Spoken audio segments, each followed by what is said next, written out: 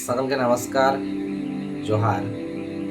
আদিবাসী তন্ত্রমন্ত্র ইউটিউব চ্যানেলের পক্ষ থেকে আমি আপনাদেরকে বারবার কথা দেওয়ার পরও কথা রাখতে পারছি না যে আপনাদের যে চাহিদা সেই অনুযায়ী ইউটিউবে আমি ভিডিও কিন্তু আপলোড করতে পারছি না।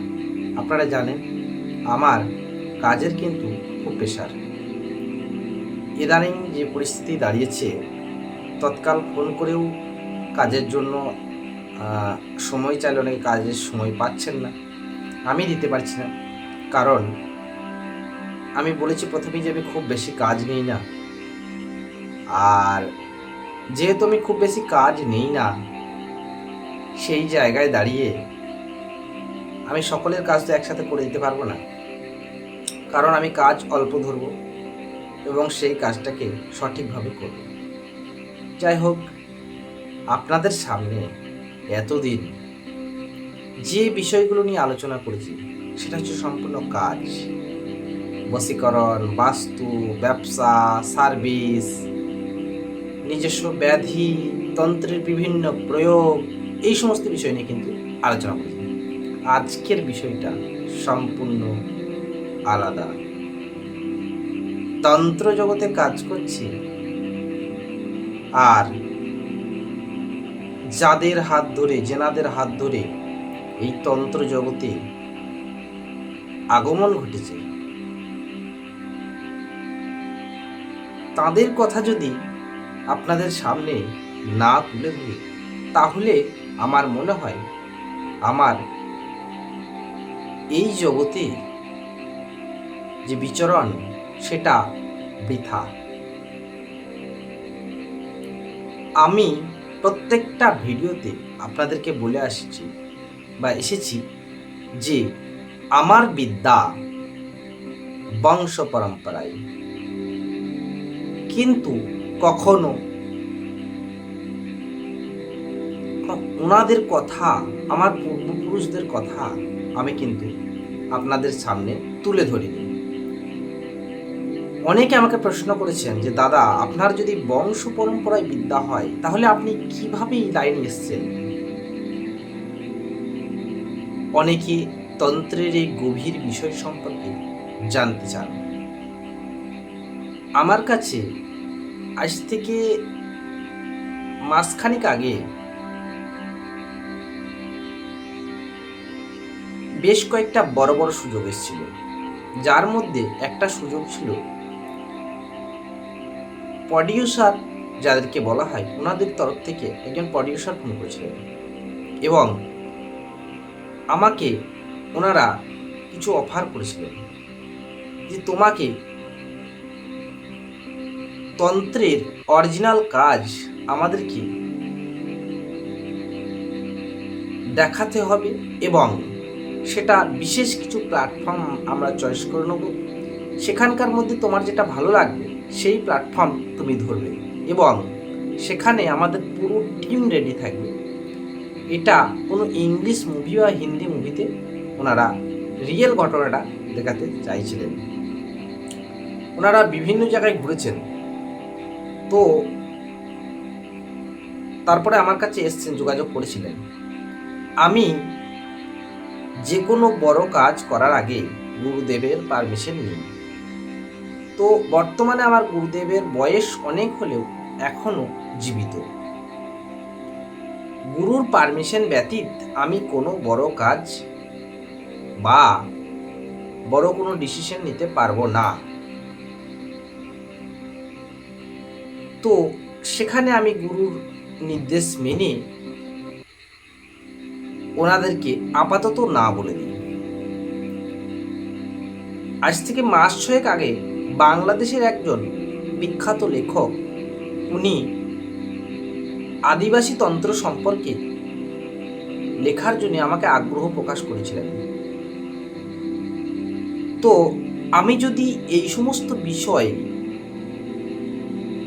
ওনাদেরকে দিই, তাহলে তন্ত্রের যে গভীর সত্য, আদিবাসী তন্ত্রের যে গভীর সত্য, যে শক্তি, সেই শক্তি সম্পর্কে সাধারণ মানুষ জানতে পারবে এবং তাতে অনেক ক্ষতিও হতে পারে। সেই জন্য সেখানেও আমি গুরুদেবের পারমিশন নিতে চেয়েছিলাম। তো বিভিন্ন সমস্যার জন্য সেখানেও কিন্তু আমি না করে দিয়েছি। আমাদের ইন্ডিয়ার মধ্যেও বিভিন্ন নামি দামি সংস্থা যারা লেখেন বা তন্ত্রের বিষয় নিয়ে যারা আলোচনা করেন, তাদের কাছ থেকে আমার কাছে অফার এসেছিল। যাই হোক, সেই বিষয়গুলো আমি পরবর্তী সময়ে কখনো বলবো। আজকের যে বিষয় সেটা হচ্ছে আমি তন্ত্র জগতে আসলাম কিভাবে। আমার পূর্বপুরুষ মানে আমার দাদু, আমার বাবার বাবা, দাদু ছিলেন একজন কামাখ্যার শিষ্য বা কামাখ্যা সিদ্ধতান্ত্রিক।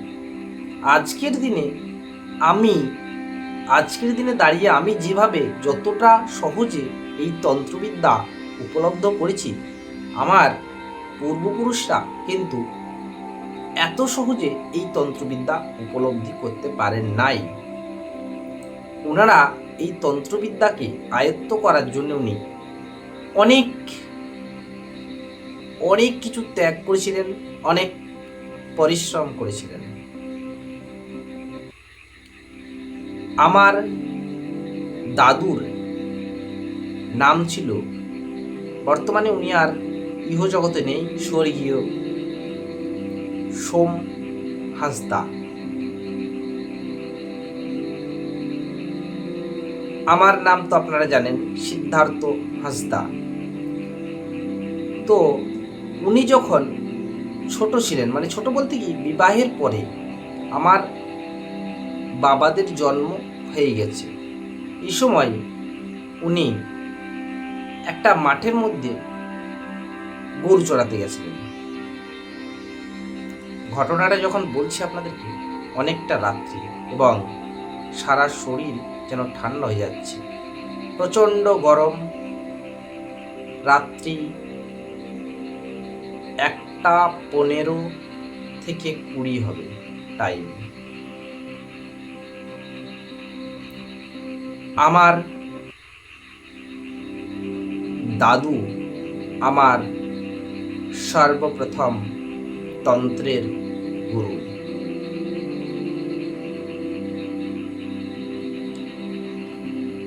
উনি যখন ছোট ছিলেন, ছোট বলতে বয়স কম, মধ্য বয়সী, তখন আমাদের বাবাদের জন্ম হয়ে গেছে। আর একটা বিষয় আপনাদেরকে এখানে বলে রাখি, আগেকার দিনের মানুষেরা খুব অল্প বয়সী বিবাহ করতেন এবং তাদের সন্তানও খুব অল্প বয়সী হয়ে যেত। তাই আমার বাবারা যখন জন্মগ্রহণ করেছে, দাদুকে দেখে মনে হবে না যে বিশেষ কিছু বয়স হয়েছিল। তো একটা মাঠের মধ্যে গরু চড়াতে গেছিল, সেই মাঠের মধ্যে একটা বট গাছ ছিল। স্থানটা আমি এই মুহূর্তে বলতে অনিচ্ছুক। প্রত্যেক দিনের ন্যায় আমার দাদু গরু চড়া দিয়ে গেল। আমার দাদুর তার পূর্বের অবস্থা খুবই ভালো ছিল তখনকার দিনে। 14 থেকে 15 বিঘা সম্পত্তি আমাদের তখনকার দিনে ছিল এবং চাষাদি, যেহেতু আদিবাসী সম্প্রদায় আমরা, তাই শিকার, চাষ এগুলো যেন আমাদের নখদর্পণে, চাষবাস নিয়েই থাকতেন। গরু চড়াতে গিয়ে প্রত্যেক দিন যেমন গরু চড়াতে যেতেন, গরু ছাগল তখন তো প্রত্যেকটা বাড়িতেই থাকতো। গরু চড়াতে গিয়ে একদিন হঠাৎ করে একটা বট গাছের নিচে বিশ্রাম করছিল, গরু চড়ছে। আপন মনে উনি যে কখন ঘুমিয়ে গেছেন উনি নিজেও জানলেন না, বুঝতে পারেননি। হঠাৎ করে উনি ওখান থেকেই নিরুদ্দেশ হয়ে যান। বাকি যারা ছিলেন মাঠে থেকে সকলেই বাড়ি চলে আসেন একে একে। যে গরু বা ছাগল নিয়ে গিয়েছিলেন সেগুলো তাদের সঙ্গে চলে আসে। বাকি যারা গিয়েছিলেন তারা ভেবেছেন হয়তো ও কোনো বিশেষ কাজে বাড়ি চলে গিয়েছে। বাড়ি আসার পরে দেখে ও আসেনি। সন্ধ্যা লেগে যায়, সন্ধ্যা নেমে ঘনিয়ে যায়। হাতে হেরিকেনের আলো নিয়ে আমার ঠাম্মা, বাবা সবাই খুঁজতে বেরিয়ে পড়ে। আমি বলে রাখি, আমার বাবা তখন অনেকটা কম বয়স, আমার বাবার কিন্তু বিবাহ হয়নি। তো এমতো অবস্থায় সারা রাত খোঁজাখুঁজি করা হয় ওনাকে, কিন্তু পাওয়া যায়নি। পরের দিন বাড়িতে সকলে কান্নাকাটি শুরু করে এবং পুনরায় আবার খোঁজাখুঁজি শুরু হয়। এই কথাটা এক কান দু কান হতে হতে গোটা গ্রামে ছড়িয়ে পড়ে। গ্রাম থেকে গ্রামের পর গ্রামগুলো তখন অনেকটা ডিস্টেন্সে থাকলেও প্রত্যেকটা গ্রামেই মোটামুটি খবর হয়ে গেছে যে অমুক ব্যক্তিকে হঠাৎ করে অমুক স্থান থেকে পাওয়া যাচ্ছে না। সেই গাছের গোড়ায় যাওয়া হয় এবং সেখানে ভালো করে খুঁটিনাটি করে দেখা হয়, কোথাও কিছু নেই, কোনো চিহ্ন নেই। যদি কোনো মানুষকে কোনোভাবে তাকে কেউ মেরে দেয় তাহলে তার কোনো না কোনো চিহ্ন কিন্তু পাওয়া যাবে। কোনো রকম চিহ্ন কিন্তু পাওয়া যায়নি। বিষয়টা খুব ডিপভাবে সকলে নিলেন। একটা মানুষ জলজান্ত, সে হঠাৎ করে এত লোকের সামনে থেকে কোথায় হারিয়ে গেল।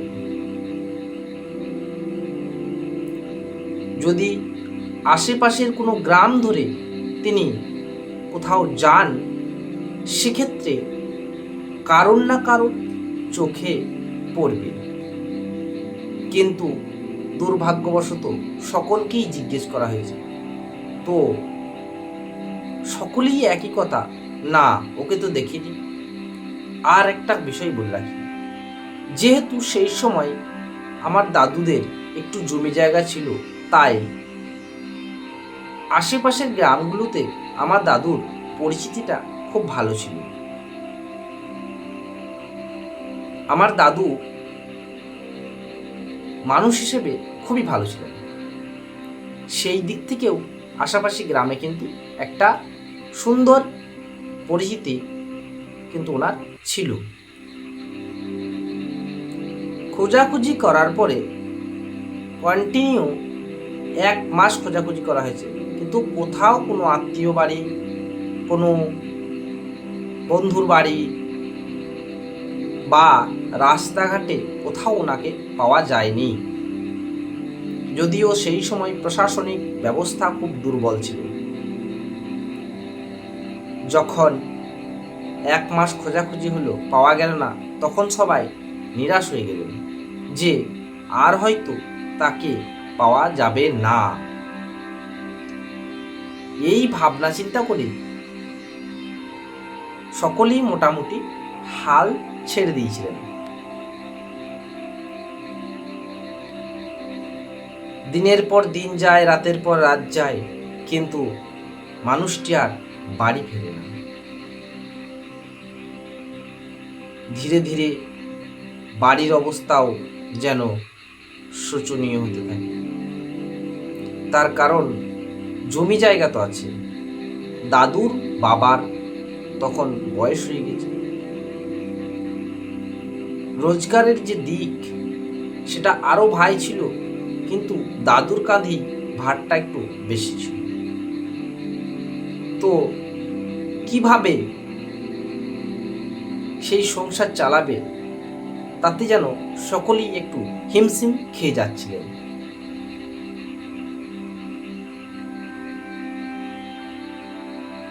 এমতো অবস্থায় দিনের পর দিন যেন সংসারের দারিদ্রতা নেমে আসে। দেখতে দেখতে 8 মাস কেটে যায়। হঠাৎ করে একদিন ঠিক দুপুরের পর বিকেলের দিকে দেখছে বাড়ির সামনে একটা পুকুর আছে, সেই পুকুরটা থেকে স্নান করে উঠে আসে, মাথায় একটা লাল রঙের পোঁটলা। কিন্তু রহস্যময় বা লোম হর্ষকর বিষয় এটাই যে একটা মানুষ জল থেকে উঠে আসলে তার শরীর সম্পূর্ণ ভিজে থাকে, কিন্তু ওনার শরীরে এক ফোঁটাও জল নেই। ডাঙাতে উঠে আসার পরে সকলেই ওনাকে দেখতে ভিড় জমিয়ে দেয়, এবং আমার বাবা, আমার কাকা, এরা সকলেই ওনাকে চেপে ধরে জিজ্ঞেস করেন যে এতগুলি দিন উনি কোথায় ছিলেন। উনি যখন ফিরেছিলেন তো সকলের একটা সন্দেহ তো ছিল, এতগুলো দিন মানুষটা কোথায় ছিল। হঠাৎ করে কোথা থেকেই বা এলো, মাথায় একটা লাল পোঁটলা, সেটাই বা কিসের। তো কারোর কোনো কথার উত্তর না দিয়ে আমার দাদু বাড়ির সামনে এসে ওই লাল পোঁটলাটা নামিয়ে দেন এবং ওই পোঁটলাটা খোলেন। প্রথমে একটা গিট খোলেন, খোলার পরে বলে, আমি তোদেরকে সব বলবো। আমার মানে বাবাকে, ঠাম্মাকে, কাকাকে, এদেরকে বলেন, আমি তোদেরকে সব বলবো, কিন্তু এই পোঁটলাতে যে জিনিসগুলো বা খাবারগুলো আছে সেগুলো আগে তোমরা খেয়ে নাও। কিন্তু দাদুকে ওই সময় এতটাই প্রেশার ক্রিয়েট করা হয় যে দাদু চুপচাপ হয়ে যান, কোনো কথা ওনার মুখ থেকে বেরোয় না। একের পর এক গ্রামবাসীরা যখন প্রশ্ন করতে থাকেন, চারিদিকে সকলের প্রশ্নবাণে বৃদ্ধ হয়ে দাদু আবারও সকলকে রিকোয়েস্ট করেন, খাবারটা তোমরা খেয়ে নাও, তারপরে আমি তোমাদেরকে সব বলবো। খাবারে কি কি ছিল, তারপরেই বার কি হলো, এটা যদি আপনাদের জানার উৎসাহ থাকে আমাকে কমেন্ট সেকশনে লিখে জানাবেন, এবং কোথায় গিয়েছিলেন, সেখানে এবার কি হয়েছিল, এটার জন্য আমি পরবর্তী ভিডিওতে আপনাদের সামনে ওনার যে তন্ত্র জগৎ সেটা নিয়ে তুলে ধরব। সকলে ভালো থাকুন, সুস্থ থাকুন। যদি আপনাদের আদিবাসী তন্ত্রবিদ্যা চ্যানেলটিকে ভালো লাগে তাহলে অতি অবশ্যই সাবস্ক্রাইব করবেন, একটা লাইক করবেন, একটা কমেন্ট করবেন এবং শেয়ার করে পাশে থাকবেন। সকলকে আবার একবার নমস্কার, জোহার। মারাংবরুর কাছে প্রার্থনা করি আপনারা সকলেই ভালো থাকুন, সুস্থ থাকুন। আমার দাদু স্বর্গীয়, ওনার কাছে প্রার্থনা করি আপনার যে সাধনা, যে সিদ্ধি, সেই বিদ্যায় যেন হাজার হাজার মানুষ উপকৃত হন। সকলে ভালো থাকুন, দেখা হচ্ছে আবার এর পরবর্তী পার্টি।